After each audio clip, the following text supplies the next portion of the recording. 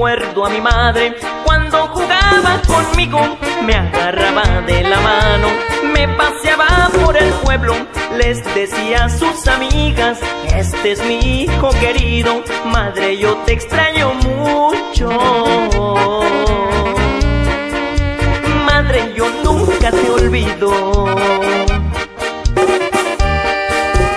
Muy cariñosa mi madre, con sus hijos y sus hijas, con su esposo era tan linda, costeña linda, bonita. Amor de madre nos diste en esa linda casita, sin pensar que algún día tendrías que dejarla solita. Temprano se levantaba preparando el desayuno a su esposo y a sus hijos, cubriéndoles el ayuno. Ella llegaba sonriente, con mucho amor y cariño, bendiciones, y decía: sigan por un buen camino.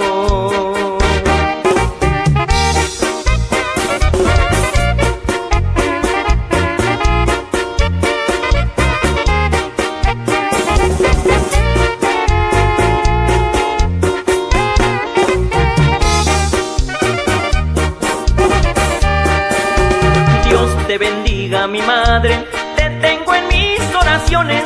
Gracias por tu amor sincero, gracias por tus bendiciones. Un gran ejemplo nos diste de amor sublime y ternura, una valiente guerrera.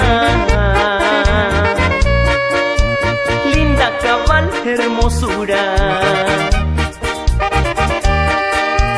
Lágrimas de tu dolor que tú en la vida tuviste, aunque sentías el cansancio, a la vida sonreíste. Dicha tan grande de madre, un amor incomparable, lindos, hermosos recuerdos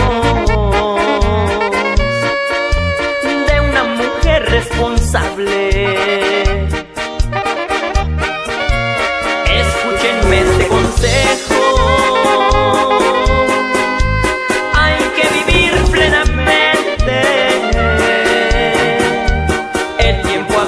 no es nada cuando uno mira y ya es tarde. Esa palabra después no la tengas en tu mente, porque después todo cambia.